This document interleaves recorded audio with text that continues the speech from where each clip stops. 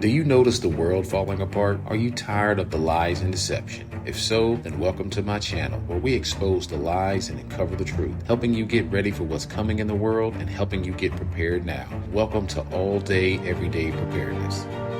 Welcome back to All Day Everyday Preparedness, and this is All Day Everyday Preparedness News. Now, the largest Native American reservation in the U.S., which spans the states of Arizona, Utah, and New Mexico, which is the Navajo people, are waging a battle in the Supreme Court over water rights. Now, according to sources, 1 in 3 homes on the Navajo reservation does not have running water. The issue is with the dwindling Colorado River, which supplies fresh water to nearly 40 million Americans throughout the West. Now, the tribe argues that the 1868 treaty established that both land and water would be available for the needs of the reservation. The tribe is also arguing that the government is in breach of trust to the original 1868 treaty. Now, various courts have already weighed in on this subject, which has forced the Navajo Nation to take the matter all the way to the Supreme Court. Now, a federal district court sided with the government when it ruled that there was no specific or applicable violation of the treaty. Now, that ruling was later overturned by a federal appeals court when it ruled that without adequate water, the reservation could not exist, and therefore the government would have to supply it. So now we await the U.S. Supreme Court's decision on this case.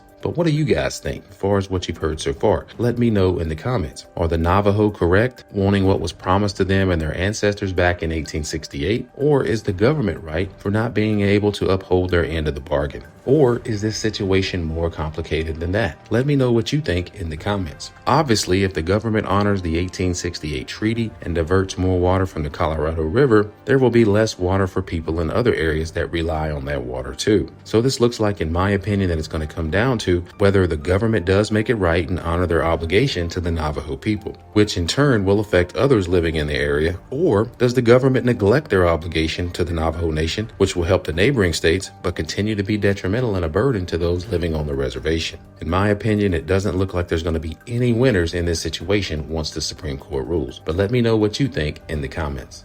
Okay, moving on to other news. As you know, the International Criminal Court, the ICC, has issued an arrest warrant for President Vladimir Putin. According to the ICC's warrant, Putin has been charged for war crimes and his handling of Ukraine. Now, while this is big news certainly in the global community, in reality, Putin will never have to answer or acknowledge these charges. But as we know, Russia has one of the deadliest, if not deadliest, nuclear arsenals in the world. Many experts agree that Russia has surpassed the U.S. in terms of nuclear capability and long-range missiles. Either way, this is not good for the global community. Also related to this story, Chinese President Xi is visiting Russia right now. Now, we both know Putin and Xi are allies, and both of these countries' biggest threat is us here in America. Xi recently remarked on his visit to Russia that China is ready to stand guard over the world based on international law. Xi also added that China was ready to resolutely defend the world from the UN-centric international system. So things are starting to heat up on this front, guys. All the dominoes are starting to fall, but America's day of being top dog is numbered. All we have to do is look around and see what's happening. In reality, our money is nothing more than paper, and in a few years, it will be probably used as just that, for toilet paper. See, our money isn't backed by anything. It used to be at one time backed by gold. Now it's simply backed by military might. You've seen this play out in other countries around the world, especially